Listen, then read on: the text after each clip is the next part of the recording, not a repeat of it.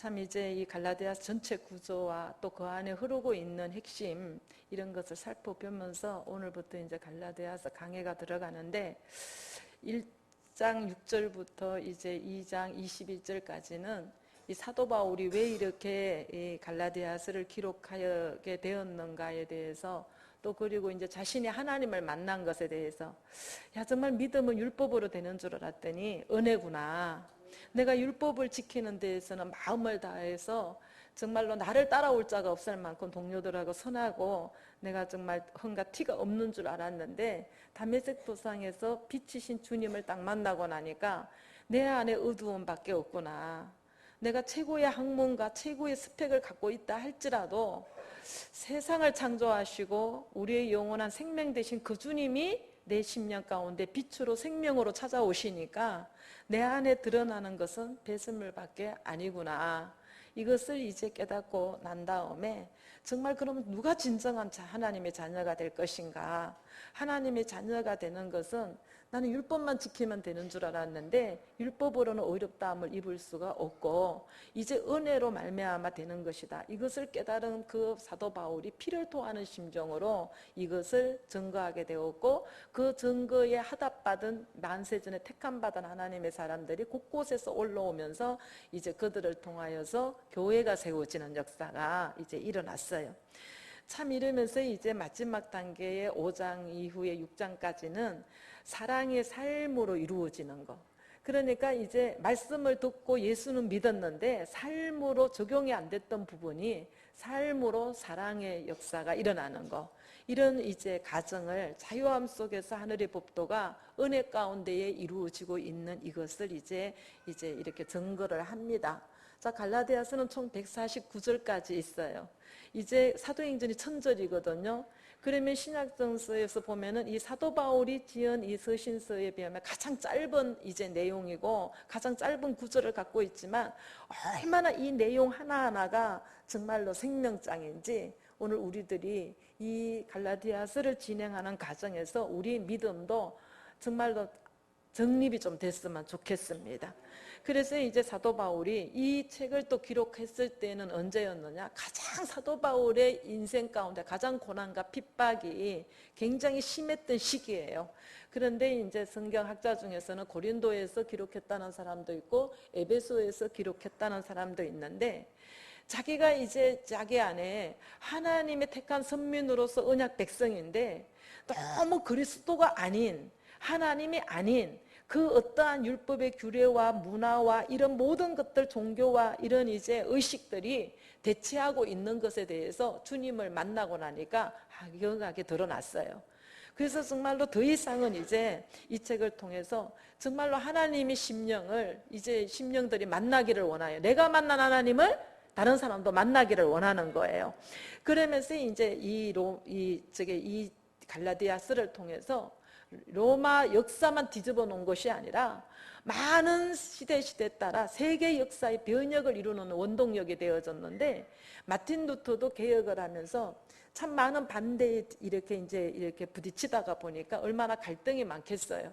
그런데 그 갈등이 있을 때마다 갈라디아서를 통해서 위로를 받고 용기를 얻고 힘을 얻고 답을 얻고 이렇게 되어졌기 때문에 야 정말 이거는 나의 아내다.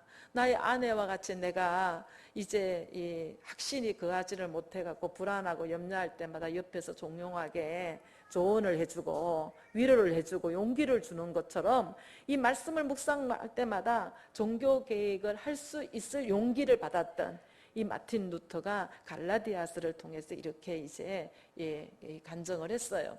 참 우리는 이 자녀를 양육하든 또 목자로서 또 양떼를 양육하든 이렇게 살아라 저렇게 살아라 정말 이렇게 그렇게 살면 안 된다 이야기하지요. 오늘도 이제 중동부가 오늘 이제 세례식을 받는 이제 주인공들이 그냥 게임하느라고 정신이 없어요. 그리고 이제 게임하는 핸드폰, 게임이 완전히 하나님이에요. 게임 외에는 아무것도 보이지도 않고 들리지도 않는 정말 이렇게 어지러운 세상에 악하고 엄란한 세대에 지금 우리가 살고 있고 자녀를 양육하고 있잖아요. 그런데 이제 게임을 예배 때 못하게끔 뺐으니까 뭐예요? 잠자는 거예요. 데모하는 거예요. 그러니까 그냥 심령을 다 사로잡고 있는 이 악한 세대에서 하나님께서 우리를 건지시려고 만세전에 너는 내 것이라 하나님의 자녀로 택하여 주셔가지고 이제 이렇게 이제 믿음으로 살아라고 하는데, 우리가 정말 이렇게 살아서는 안 돼. 말씀을 오늘 들었으니까 이렇게 살아야지. 우리가 애쓴다고 됩니까? 다짐한다고 됩니까? 금식한다고 됩니까? 혀를 깨문다고 됩니까? 육으로 난 것은 육이고 영으로 난 것이 생명이기 때문에 아무리 내가 애쓴다고 되는 게 아니에요. 살아계신 하나님이 말씀으로 우리 심령 가운데 임하셔서 우리에게 생명이 되어 주실 때에 그때 비로소 은혜가 임하게 되어졌고, 그때 비로소 우리는 하나님의 말씀대로 살 수 있는 능력을 잊게 되어져요. 그래서 이제 사도행전 1장 8절에 뭐래요? 오직 성령이 너희에게 임하면 너희가 권능을 받고 사마리아 땅 끝까지 이르러 예수의 증인된다고 말씀하셨거든요. 그러면 말씀으로 인하여 성령의 내 안에 임하시기 전에는 절대로 우리는 예수의 증인된 삶을 살 수가 없어요. 그런데 이제 갈라디아서를 통해서 막 이 피를 토하는 심정으로 이제 하나님의 심령으로 이제 이렇게 말씀을 전하는데, 이 말씀을 통하여서 하나님을 만난 사람은 그때부터 인생이 변화되기 시작하는데 하나님의 거룩한 형상으로 변화되는 삶을 살아가기를 시작을 해요. 자, 갈라디아서는 이제 켈트족에 이제 속하는 이제 소수 민족이었는데, 이 소수 민족으로서 무리한 팽창을 하다가 이제 무너진 나라예요.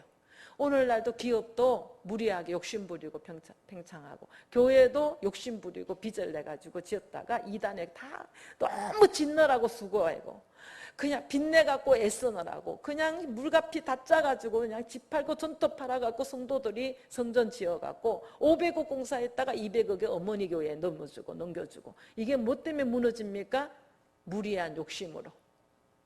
하나님은 그렇게 말씀 안 하셔요. 그런데 오늘날 이 악하고 음란한 세대가 하나님을 모방하여서 흉내내는 이 악한 세대에서 툭하면 하나님 앞에 응답받았다 그러니까 이게 참 문제인 거예요. 내 이름을 너무 여호와 이름을 망령되이 팔지 말라 그랬는데, 교회의 경영도 이제 기업의 경영도 가정 경영도 내 개인의 인생의 경영도 무리하게 팽창하다가 욕심으로 하다가 다 무너지는 이런 아픔을 우리가 많이 보기도 하고 경험도 하게 되어지는데, 오늘 이제 이 갈라디아는 이 바울이 1차, 2차, 3차 계속 격려를 했지만 2차 때에 거기에서 복음을 전하게 되어졌고 교회가 세워지는 역사가 이제 일어났어요. 그러니 이제 바울이 이제 왜 이 갈라디아서를 기록을 했는가? 바울이 복음 전파에 할 때에 분명히 성령의 능력이 있었어요. 너희가 말씀을 전할 때에 이 말씀을 받을 때 너희 마음이 뜨겁지 않았느냐? 회개의 역사가 일어나지 않았느냐? 말씀을 받지 않았느냐? 성령의 역사가 있어서 너희가 나를 천사 대접하듯이 하지 않았었느냐? 그런데 이제 바울이 떠난 이후에 그게 유대 율법주의자들, 세상 문화들, 이런 문화들이 들어오게 되어지니까 이제 이들의 믿음이 혼돈되기 시작하면서 무너지기 시작하는 거예요. 성령의 역사가 떠나가기를 시작하는 거예요. 자, 오늘 우리 식구들은 많은 경험을 합니다. 자, 특별히 이 교회는 오늘 올해 주신 표 말씀대로 성령이 말하게 하심을 따라, 성령이 행하게 하심을 따라, 예수 그리스도의 단계가 아닌 그리스도 예수의 단계에 우리가 원하기도 전에 바라기도 전에 하나님께서 만세전에 우리에게 이렇게 은혜로 임하셔서 은혜 입은 교회가 되게 하여 주셨어요. 그런데 여전히 여기 와갖고 우리가 수없는 갈등을 겪는 것은, 이제 오늘 창립주일인데 이제 3시에 우리 이렇게 창립 예배가 이제 총회장님부터 시작해서 노회장님 다 오시고 이제 가깝게 이제 우리 교회를 위해서 기도해 주셨던 협력했던 목사님들도 다 오시고 이렇게 오셔서 이제 기념 예배를 드립니다. 그랬는데 이제 기존교회 같으면은, 기존교회라는 말을 신천지에서 쓴다는데 이렇게 쓰면 안 되는데, 우리가 이전에 율법적인 신앙생활을 할 때에 이런 이제 절기를 지키려고 그러면 재직해 해야 되고 뭐 해야 되고 일이 참 많아요. 떡은 무슨 떡으로 할 것인가, 몇 마리를 할 것인가, 예? 수구는 몇 개를 할 것인가, 손님은 초청장은 언제 할 것인가, 어떻게 할 것인가, 행사는 어떻게, 우리 너무 복잡해요. 근데 여러분들 누구도 행사 준비한 사람이 없이 오늘 편안하게 자유하게 오셨죠? 누구도 헌금 낸 사람 없고 누구도 모여서 떡한 사람이 없어요. 그런데 그때그때마다 성령의 감동을 받은 심령들을 통하여서 준비가 완벽하게 되어지는데 너무나 일점도 부족함이 없이 이루어지는 것을 봐요. 자, 이제 이렇게 오늘 이제 이렇게 이 영광을 돌리셨는데, 참 허무한 육체로 살다가 살아계신 하나님의 성령을 영접했다 그러면 표정이 달라지고 말이 달라지고 가치관이 달라지고 세상이 달라져요. 이전에 이제 이게 육체로 살 때는 세상을 바라보던 세속사의 가치관으로 있다가 은혜가 딱 임하게 되어지면은 삶의 목적이 달라지고, 내가 삶의 목적이 달라지니까 이제 내가 향하고 있는 목표에 따라서 언어도 달라지고 이렇게 완전히 달라지는 역사가 일어나요. 오늘 저와 여러분, 내 믿음은 어디서 났는가 한번 점검해 보셔야 돼요. 오늘 바울은 사도권에 대해서 침해하는 이제 이 갈라디아 이 성도들에게 이 사람에게서 난 것도 아니요 사람으로 말미암은 것도 아니요 오직 예수 그리스도와 및 죽은 자 가운데서 그리스도를 살리신 하나님 아버지로 말미암아 사도된 나 바울은 이렇게 말해요. 그러면 여러분들의 믿음은 나는 하늘에서 났는지 사람으로 말미암은 건지 사람으로 난 건지 한번 점검해 볼 필요가 있잖아요. 예수님에 대해서 자꾸 예배 때마다 말씀해 주시니까 아이고 듣다 보니까 그럴듯해가지고 그냥 내가 동의하고 그냥 믿어주는 거, 그냥 하나님의 사랑에 붙들림 받은 기쁨과 이런 이제 성령의 충만함의 자유함보다는 의무적으로 그냥 저주에 대한 불안감으로 애쓰는 마음인가, 아니면 이것도 저것도 아니고 주일 예배도 빠졌던 분이 손주가 중국에서 오니까 철야 예배까지 나왔더라고요. 그러면은 나는 이제 정말 하나님 앞에 예배하러 나오는 게 아니라 오늘 가야 손주도 만나고 며느리도 만나니까 얼굴 한번 보려고 교회 나오는 이런 이제 불신자 아닌 불신자가 또 있지는 않는가, 나는 어떤 자리에 들어가는가. 여러분들 분명히 예수님을 만난 증거가 있어야 될 줄로 믿습니다. 오직 성령이 너희에게 임하시면 예수의 증인된다 그랬는데, 나는 정말로 예수를 만난 사람인가, 나는 아니면 믿기만 믿는데 예수가 누군지도 모르는 사람인가. 예수가 누군지를 모르니까 하나님의 뜻도 모르는 거예요. 하나님이 원하시는 것이 무엇인지도 모르고 내 소견에 옳은 대로 우리는 열심히 믿음 생활을 하다가 보니까 갈라디아 교회가 이렇게 혼돈된 것처럼 세상에 이제 법도를 자꾸 가지고 오지요. 우리가 세상에 육체로 살 때에 또 율법적인 단계에 있을 때에 행했던 이제 교회의 이제 문화와 이런 풍속들을 자꾸 가지고 와갖고 염려를 하지요. 이런 이제 절기에 우리가 모여야 되지 않냐, 돈을 거둬야 되지 않냐, 행사 준비를 해야 되지 않냐, 이런 것에 다 묶여 있지요. 그런데 성령의 인도하심을 따르는 그리스도 예수 안에 들어가면 그분이 이끄시는 대로, 역사하시는 대로 우리는 누리기만 하면 되는 거예요. 누린다고 해서 두 팔 두 손 놓고 놀고 먹는 것이 아니라 주님이 인도하심 따라 행하게 하시는 대로, 인도하여 역사하여 주시는 대로 하다가 보니까 마지막 결론은요, 얼마나 아름다운 열매가 됐는지 몰라요. 그런데 누가 했어요? 아무도 한 사람이 없는데 주님께서 다 행하셨는데, 사람을 통해서 역사하셨는데 너무나 결과가 좋고 아름다운 열매가 된 것이 다 즐겁고 다 누릴 수가 있는 것이라는 겁니다. 그래서 이제 바울을 통해서 복음을 받은 갈라디아는요, 그 성도들은 이제 그 10년 가운데 생명의 싹이 움트기 시작을 했어요.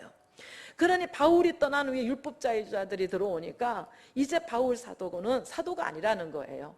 예수님 시대 때에 양육받은 사도는 12사도밖에 없지, 바울은 그때 외인이었고 예수 믿는 자를 핍박했던 자인데 그가 와서 가르치는 것이 뭐가 제대로 된 것이 있겠느냐, 이제 이렇게 말하는 거예요. 이렇게 이제 야, 너희가 믿는다면 율법을 지켜야 돼.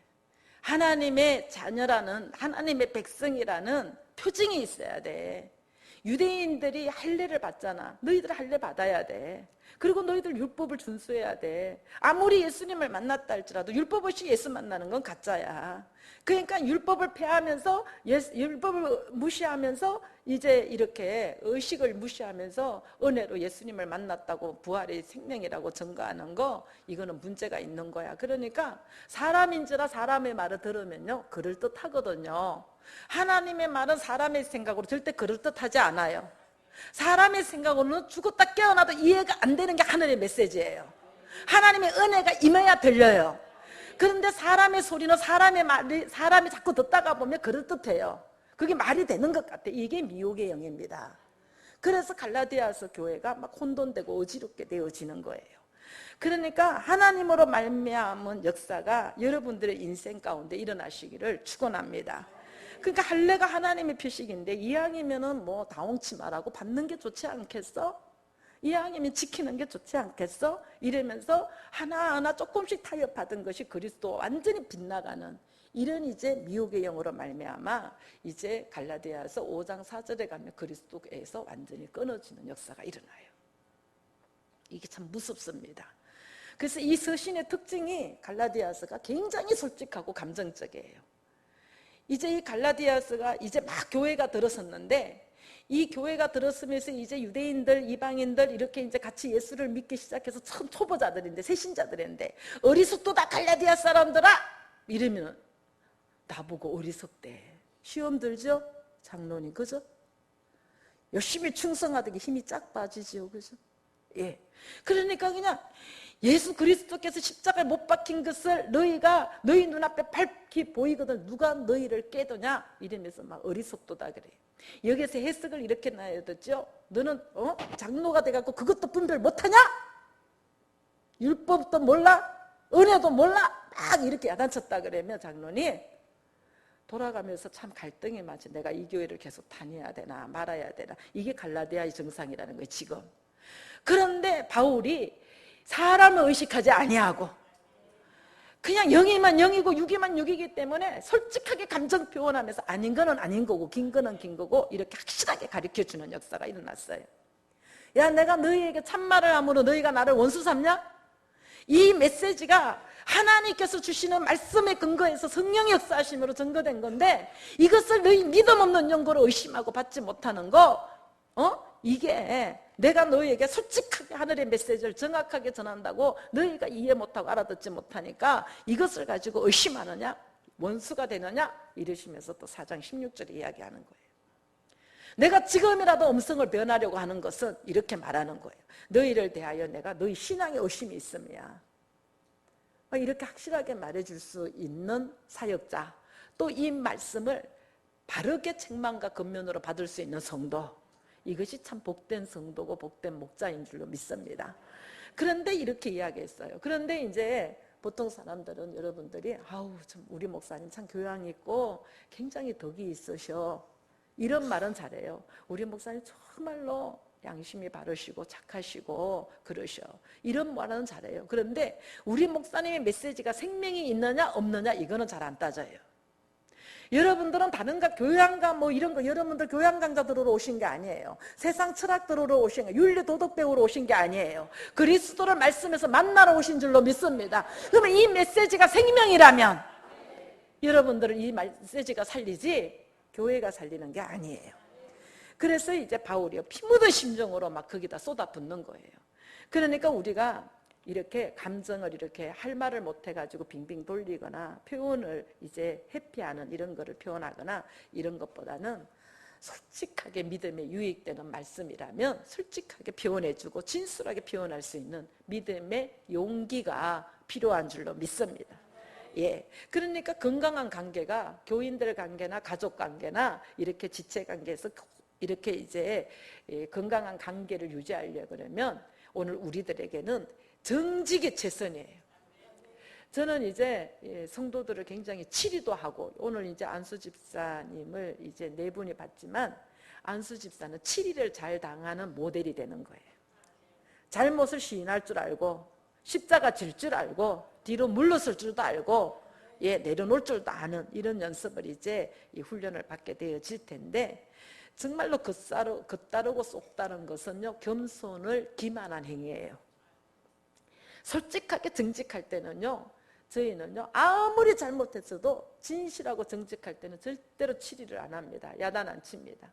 변명하고 합리화하고 핑계댈 때는 책망을 하고 야단을 쳐도 자기가 한 일에 대해서 잘못한 것에 대해서 시인을 하고 우리는 다 부족한 죄인이기 때문에 실수할 수밖에 없고 하나님을 대적하는 자리에 들어갈 수밖에 없어요. 시인을 하면은 거듭날 수 있는 기회가 생기지만은 시인을 안 하면 구원의 기회를 잊어버리는 자가 되어집니다. 그래서 시인할 때는 절대로 야단을 안 쳐요. 왜 야단 안 쳐요? 본인이 이미 알고 있는데, 본인이 뭐가 문제인지를 알고 있는데 야단을 칠 필요가 없잖아요. 치리를 할 필요가 없잖아요. 성령께서 치리하셔서 본인이 지금 책망받고 있는데, 본인이 지금 근신하고 있는데 거기에다가 무엇을 치리가 필요하겠어요? 성령께서 직접 그 양심에 이제 근면을 하시고 계시는데. 그래서 이제 갈라디아서를 들어가면서 우리가 받는 질문이 있어요. 나의 믿음은 하나님께로 난 것인가? 사람으로부터 난 것인가? 바울은 분명히 이야기했어요. 나는 사람으로 난 것도 아니고 사람으로 말미암은 것도 아니고 오직 하나님께로 났다. 하나님으로 말미암은 것이다. 이렇게 확신 있게 자기의 신앙 고백을 할 수 있었어요. 여러분들도 정말로 이런 고백이 일어나기를 간절히 원합니다. 믿음은 배움의 문제가 아니에요. 깨달음의 문제도 아니에요. 복음은 살아계신 하나님께서 내 생명 가운데 말씀으로 오실 때에 그때 은혜 입은 자가 되어져서 죽을 수밖에 없는 죄인이 살림을 받게 되어지고 무너졌던 주님의 거룩한 형상을 입게 되어지는 게 이게 복음이에요.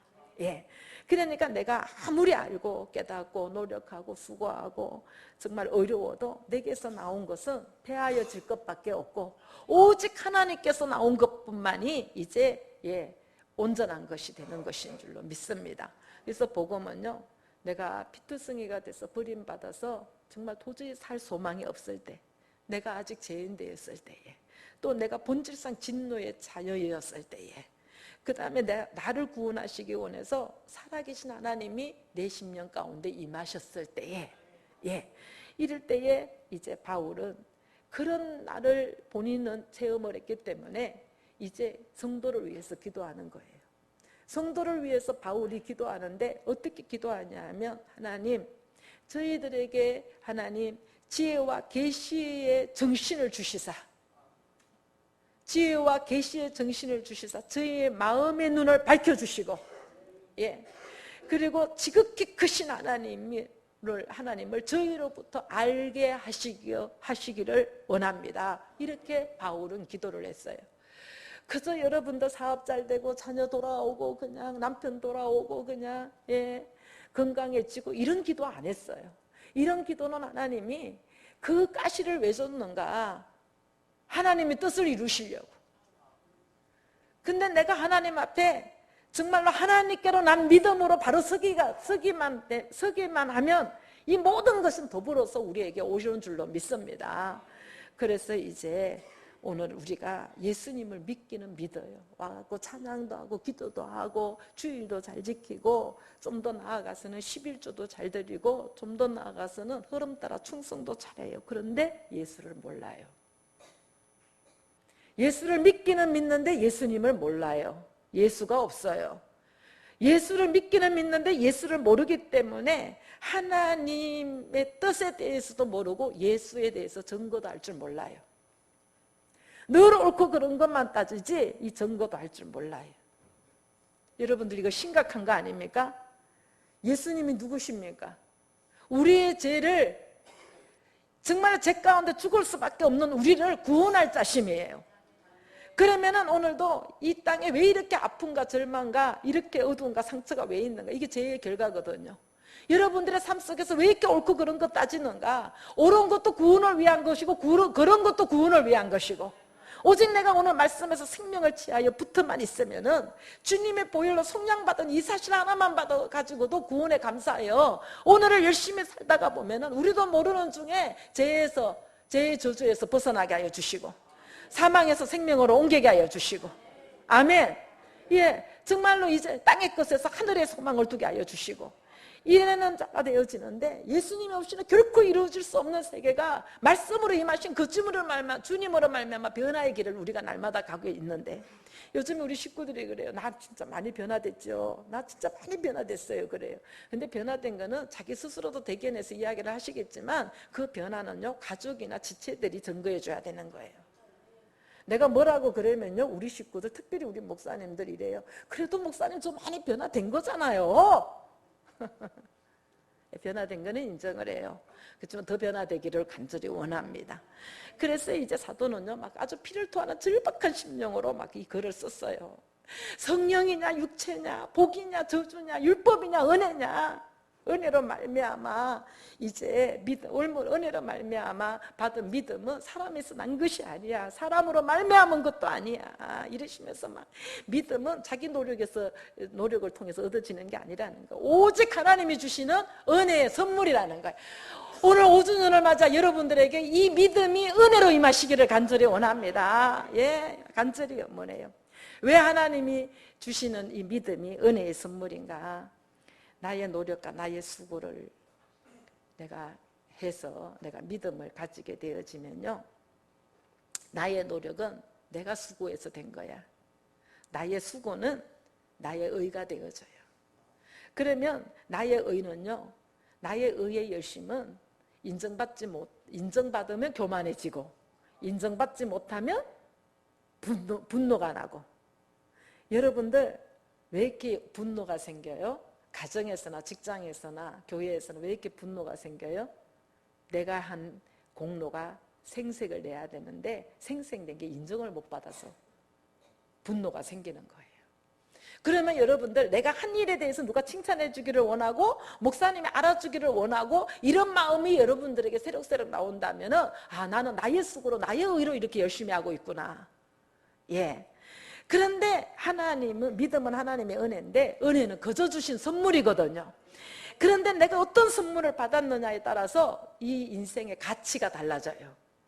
그러니까 그냥 은혜는 그리스도 자신인데, 은혜를 받은 자의 특징이 뭐냐 하면, 내가 하나님의 사람이야. 내 안에 하나님이 계셔. 자기 존재 가치가 달라져요.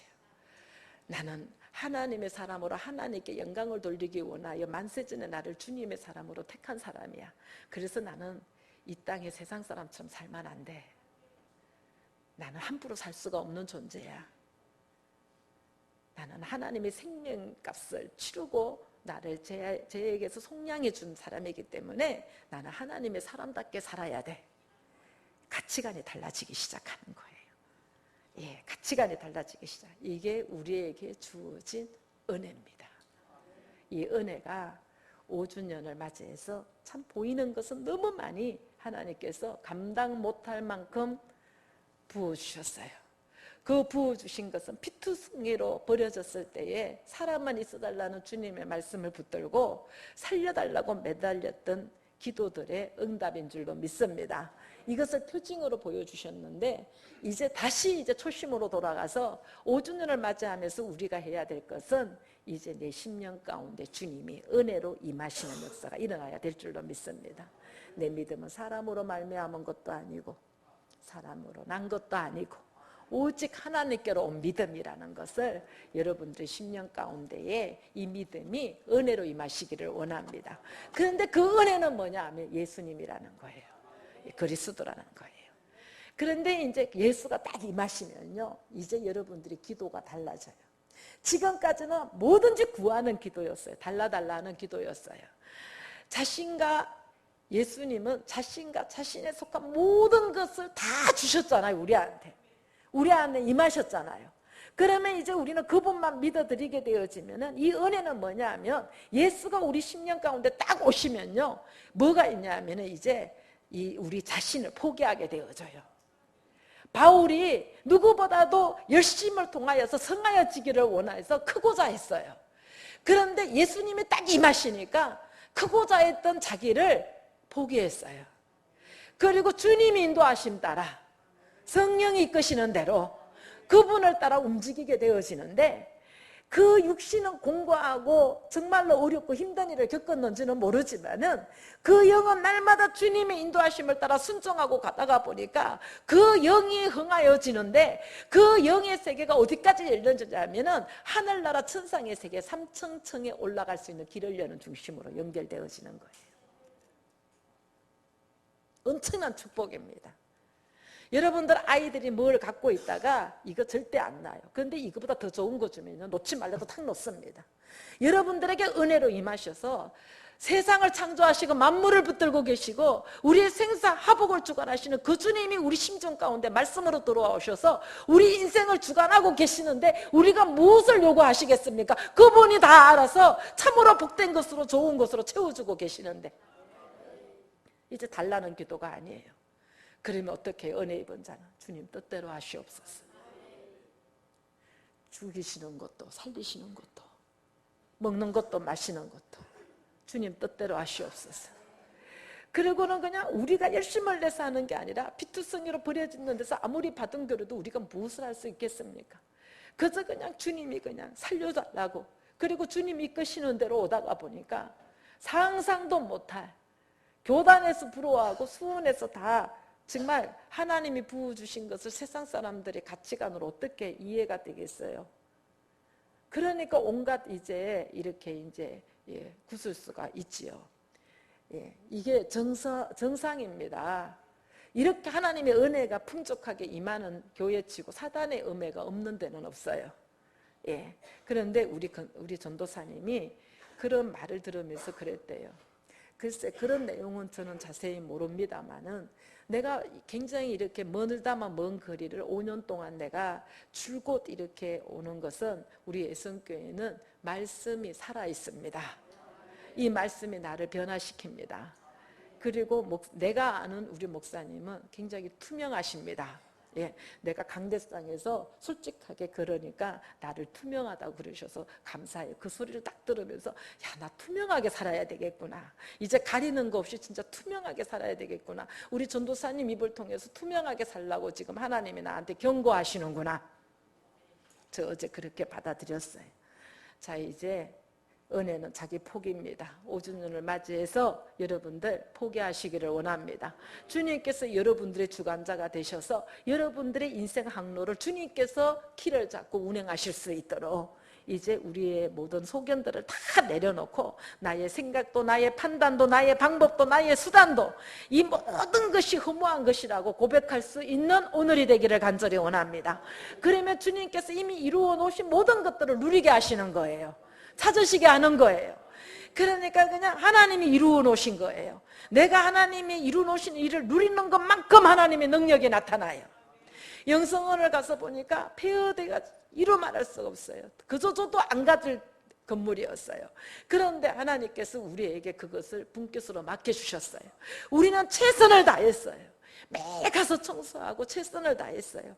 몸이 정말 부서져라고 거기에다가 헌신을 다했어요. 그랬더니 요즘에 이제 옛날에 이제 맞는 보물 같은 거를 캐려 그러면은 막 이제 유적지 같은 거 찾아가지고 막 캐잖아요. 그랬듯이 우리에게 그 분깃을 맡겼는데 보람직한 모습으로 갔으면은 누가 안 덤볐겠습니까? 그런데 그저저도 감당치 못할 것을 우리한테 맡겨놓으시고 감당을 하게 하셨는데 그저 저는 지하실에 물이 이 무릎까지 이 허리춤까지 샜는데 그거를 소방차를 불러갖고 걷어낼 때 거기서 저는 시체 나오는 줄 알았어요. 그랬는데도 불구하고 그거를 걷어내고 그래서 주님이 만세전에 예배해 놓으신 그것을 하나하나 닦아내면서 치료내니까 너무 아름다운 영성원이 되어졌어요.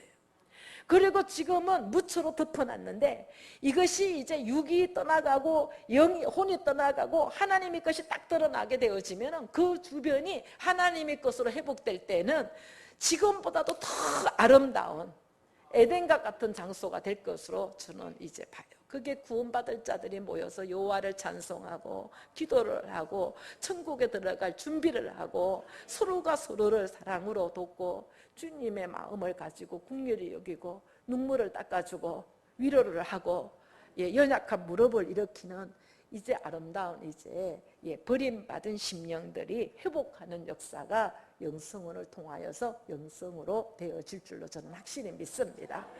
그러면 이것을 보면서 오늘 저와 여러분은 하나님도 예수님도 나의 양식은 나는 보내신 이의 뜻을 행하는 것이라 그랬어요. 주님은 보내신 이의 뜻을 행하는 것, 그 일을 온전히 이루는 것이 나의 일이다 그랬어요.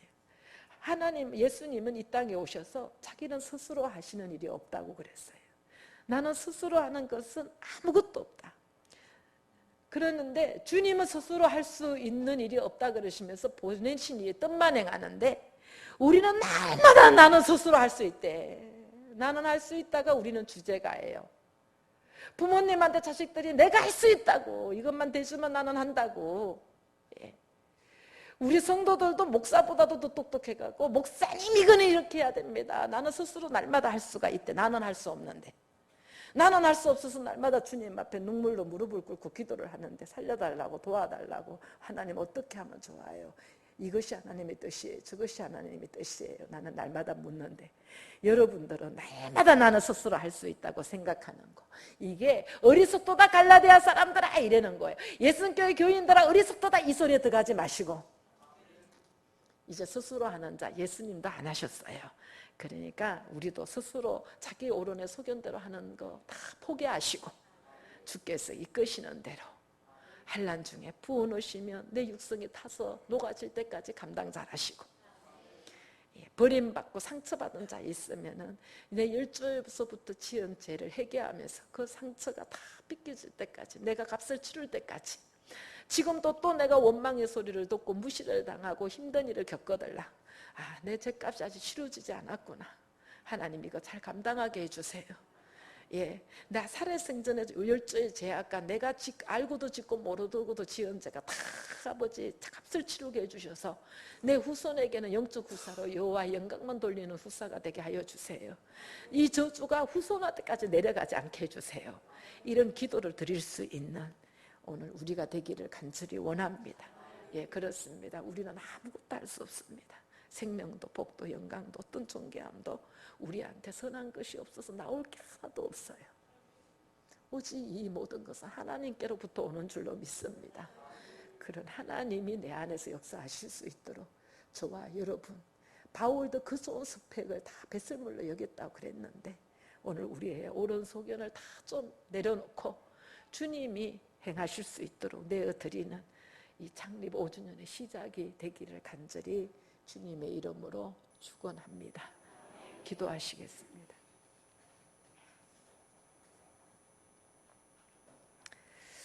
하나님 아버지, 진정 감사를 드립니다. 이제 5살이 되었으니 나이값하게 도와주시고 하나님의 말씀을 이제 아버지 알아들을 수 있게 도와주셔서 아버지의 심정을 아는 아버지, 주의 자녀가 되게 도와주옵소서. 오늘 특별히 5주년을 맞이하여서 우리 박정은 귀한 집사님을 우리 교회에 보내주셔서 참으로 감사를 드립니다. 아버지, 귀한 선물을 허락하여 주셨사오니 아버지, 이 귀한 아버지 심령이 예수교회에 통하여서 강단에서 흘러나오는 말씀으로 말미암아 영으로 살아나게 도와주시고 살아난 그 영으로 많은 자를 옳은 길로 이끌 수 있는 살리는 사람 되게 축복하여 주옵소서. 오늘 주신 말씀이 우리 삶 속에서 그대로 아버지 이루어지기를 간절히 소망할 때에 살아계셔서 역사하시는 그리스도 예수님의 이름으로 감사하며 기도드리옵나이다.